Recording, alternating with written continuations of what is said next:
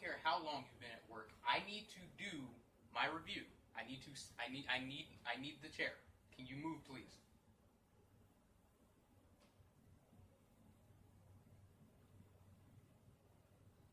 I'm getting tired of your shit, Phil.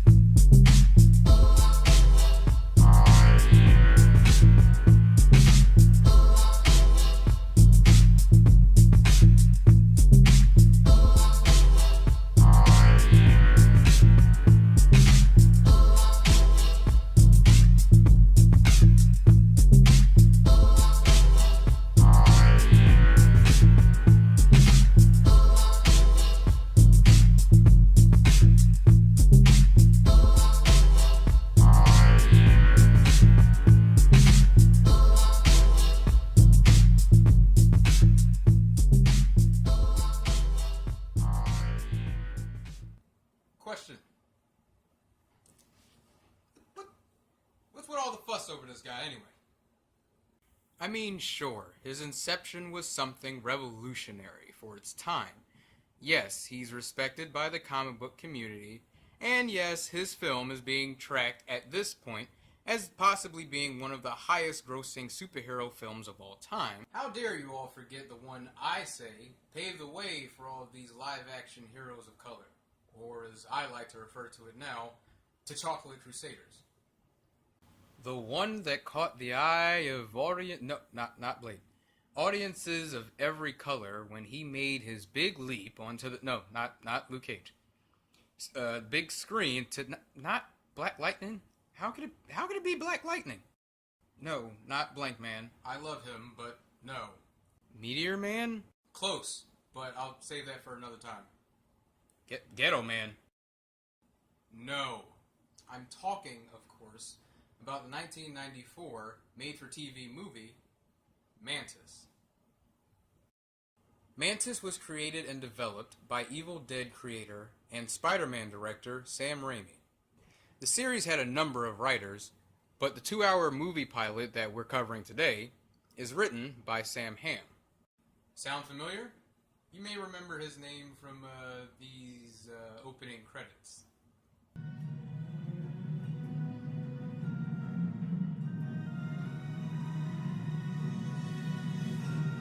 I know what you're thinking. A serious African-American live-action superhero directed by the madness of Army of Darkness and Batman Returns in 1994? How could this possibly go wrong?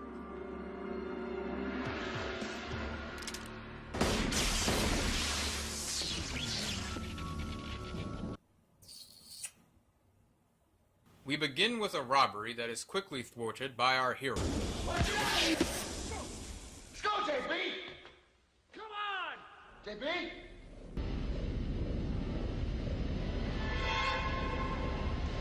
What the hell? Can't be dead, they're still warm. They're not dead. Captain, have a look at this. Flash mob robbers.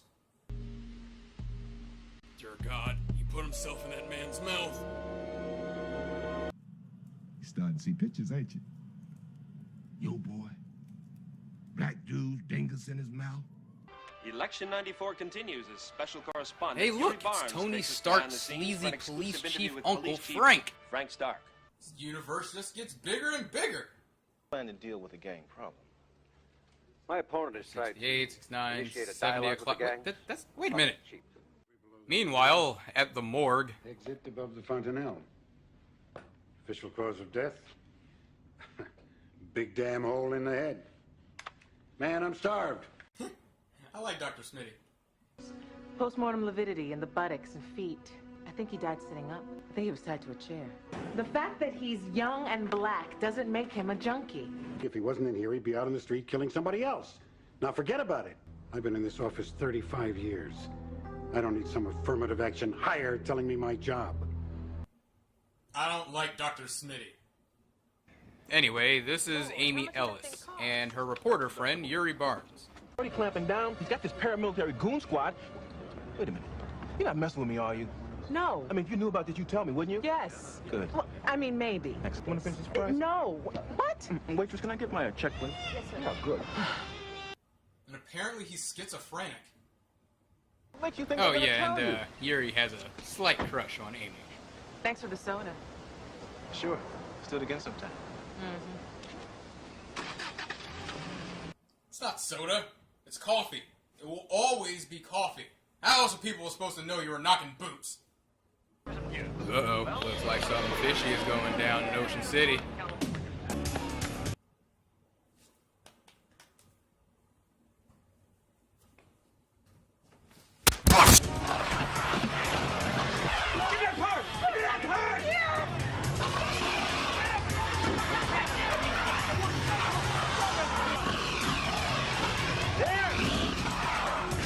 Trip him.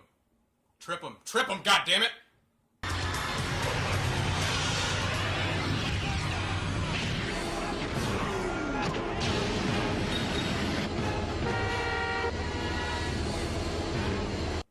His car is a transforming Monte Carlo.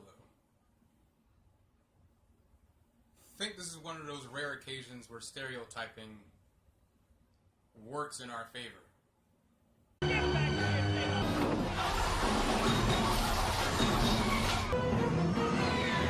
Oh, come on. I can see the rope.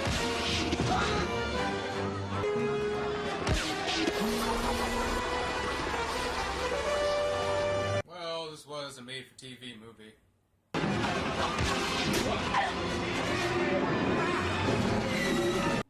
Hey, it looks like the cops have a lead on this Mantis fellow. Me about how I knew this fellow. Right. Now, how do you know this Mantis guy? Well, we had studied together about 4 years ago. It was a medical school, University of Venus. Okay. What state is that in? Oh, this is the planet Venus. It was a small school, but one that was highly regarded. The planet Venus. The dark side. You're from the planet Venus. I studied there briefly. Ah, yes. The S in Mantis stands for Sam Raimi. Get out of here, Amy. You're not authorized. Oh, he's allowed in and I'm not? Officer. Excuse her prejudice. Her father was killed by a wheelchair. Here we meet our mild-mannered biophysicist, Dr. Miles Hawkins. Chief Stark said. Chief Stark said to assist me in any way I see fit. Professional responsibility. Now, we all know that whenever violence boring. occurs, it is the first impulse of the media to blame the gangs. But please understand that the so-called gridlock riot is an isolated outburst. The 10Ks and the Dragons are still in truce. It is a fragile peace. Truce? A gang truce? The hell's the point of having a gang? This is Antoine Pike. Very impressive speech. Youth Athletic Center downtown. Here. Here's my card. That's the center's address, my hours, and my private line. Great. Maybe I'll come down and take a look. I sincerely hope so. He's probably the Mantis. Or evil. Probably the Mantis. Man, she can't be going for that urban fly guy garbage. Can she, Walker? If it's a toss-up between you and somebody else, buddy, my money is on somebody else. Bah! There he is.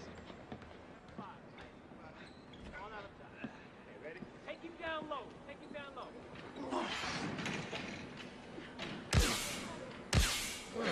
He flips the same way Mantis hangs from a rope.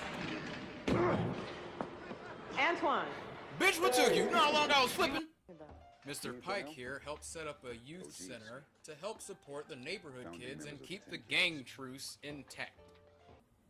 That was us 10 years back. One day away from being on the wrong side of a drive-by. Which side is that? Dumb question. Nathaniel Hawley? Yeah. You know him? God. Did the autopsy on him. He didn't know D, Antoine. He what? What are you trying to say to me? I'm sorry. I shouldn't have said anything. It's not my place. Shit, you did it! I'll rip they goddamn shirt. Literally, like seconds later, Amy is accosted by a group of opportunists when suddenly...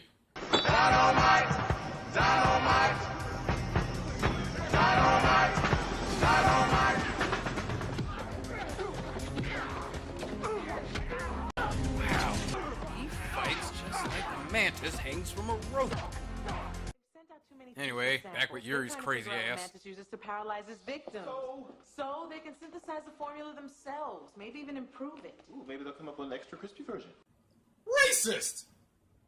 Done for the young brothers slip into this camisole, Pike? Looks like Yuri isn't buying the whole Antoine Mantis theory. Antoine Pike is nothing but a hustler, pure and simple. From someone who knows, right? Want some coffee? No. Dumbass. Should have asked if she wanted some soda. This is getting awkward. Where is our main character? This silly ship needs to get back on course. You are quite possibly the strangest man in medical history. What are you doing back there? You'd be wearing a great big smile if you knew. Stroking the old buttocks again, eh?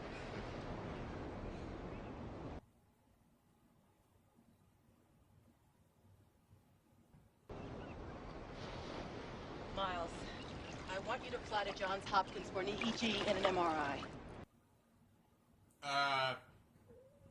This is physical therapist. 2 weeks ago, you had some sensation in your buttocks and lower back. Stop talking about the man's ass play! Miles, you need to get out in the world now and then. Why don't you come over and let me fix your dinner? I was thinking more along the lines of putting a can of soda in my butt. He is a second father to us. The kindest, most humanitarian man it has ever been our pleasure to know. Of course he compels us to say so. You see, we have no green cards. I'd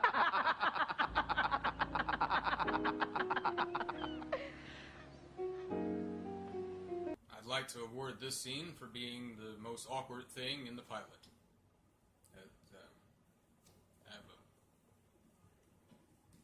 Here, a wooden spoon. Just gonna.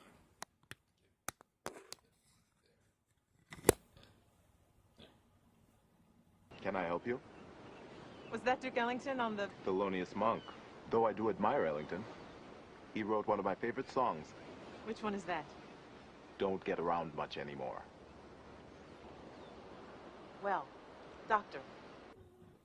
Runner up. Screw all this small talk, it's action time! We received transmission from the cellular phone scanner. Trouble? The gang truce is being broken.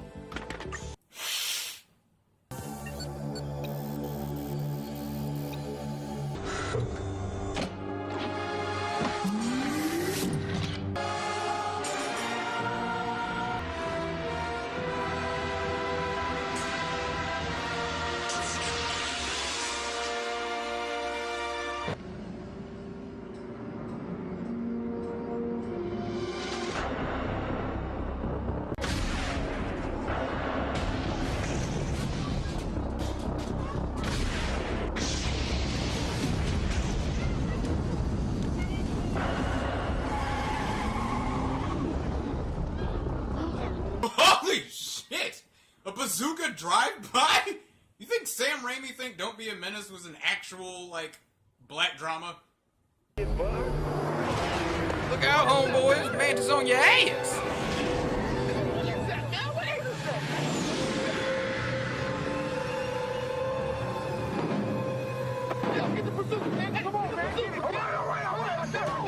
Oh snap! They actually called it a bazooka. Oh, it's the 90s.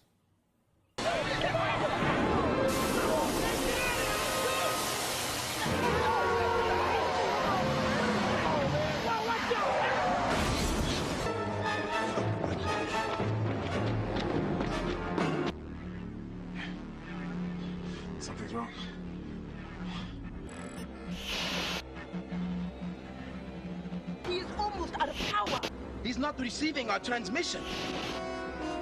Uh-oh. Looks like Mantis forgot his USB charger at home. Help me. Police, drop your weapon and stand aside. Mata, hurry!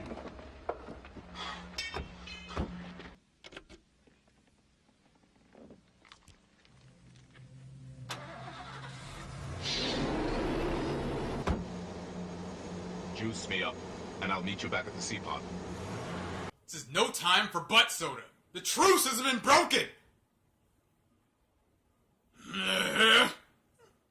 I'm telling you, anybody come around my mama's house, we bury him tomorrow. Like we buried Nathaniel. Oh shit, looks like the gangs are finally fed up with all this peace in the streets malarkey.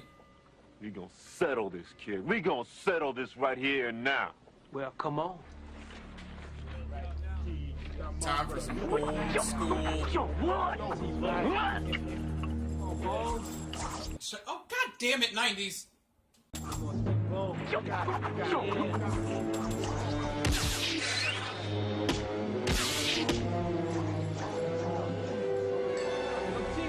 Who the hell are these mugs? They're the ones who paid the visit to your friend. Man, I swear, I ain't seen these spuds before in my life. He's telling the truth. They were paid to wear these. We've been joked. Big time. You've got minds, use them. Who stands to benefit if the truce is broken? I do! I want blood, goddammit! Stark. He's been playing us like suckers, so we go out and gangster each other, and then he steps in clean. I ain't going out like that. Nobody plays 10Ks. The hell is Antoine up to? I thought you could stand a home-cooked meal. You look so undernourished. Mantis. Antoine. M.A.N.T.I.S. Screw it. I'm just gonna cut this part out of the review. You got any garlic? Yeah, in the bottom cabinet. I'll get... Don't cook for him, Amy! You're barking up the wrong rope!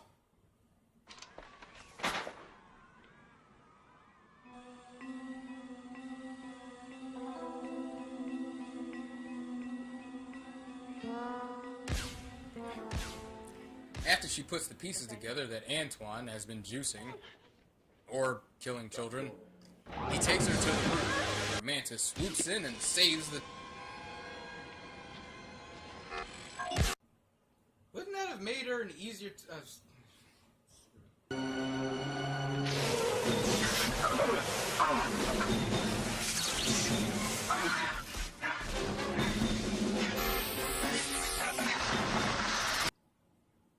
Water. Mantis beats Antoine, saves Amy, averts the riot, and the day is saved. The sea is especially beautiful today. What are you doing, Doctor? Nothing important. Searching for another world.